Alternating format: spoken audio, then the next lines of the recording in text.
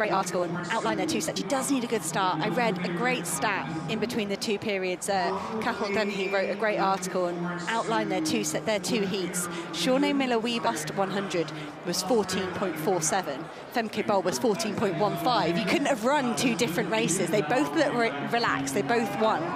But I think, yeah, Shawnee Miller-Weebo, she's much better at getting out there. She's got that raw speed to get herself in front. But Femke Bol has got that speed endurance that is just another level.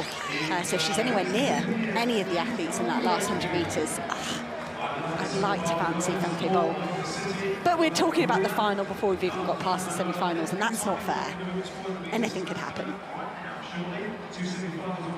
See. Top three from each of the three, so nobody's interested in non-automatic qualifiers. This is first three past the post, and we're about to watch one of the world's in-form athletes, aren't we? We really are. And as with Svoboda this morning, Femke Bol doesn't look as relaxed, she doesn't look as smiley as she did this morning. She looks a little bit more focused. This is the semi-final of the women's 400 metres, fighting for a spot in the final tomorrow evening.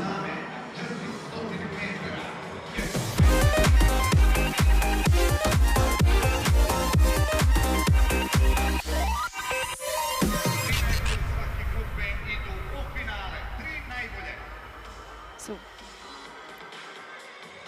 we will talk you through the whole field for both of these semi-finals. As Rob's already said, 3 automatic qualifying spots. That's it. No non-automatic qualifiers on time. First 3 across the line. Make that final. Wouldn't Natalia Kazmarek like to do that? 2 strong Polish athletes in these semi-finals. The first of them is Natalia Kazmarek. She won her heat really comfortably. She's going to come under more pressure, and that pressure could come from the woman inside her. Femke Bol of the Netherlands, undefeated indoors over 2 years. 50.3 this season. Can she go faster? She might have to go faster.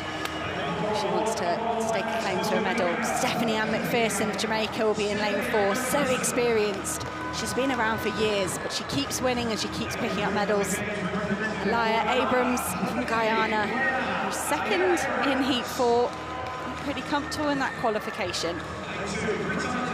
Lane 2 with Roxana Gomez, 4-time Cuban national champion. She's the season's best to be a non-automatic qualifier into this semi-final. Completing the lineup in lane 1, the first of our British athletes, Amma Pippi, second in the second heat, and she had a fantastic last 50 metres. Snuck on the inside at her national championships to qualify here. Did something quite similar in her heat. So watch out for the British athlete in that last 50 metres. If anyone else has gone off too fast, she might pick them off.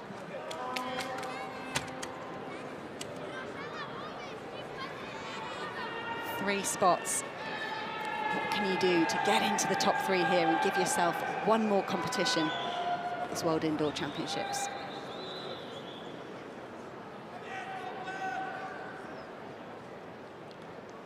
Set. The pole in 6, Kazmarek, she controlled her heat from start to finish, as did Femke Bol.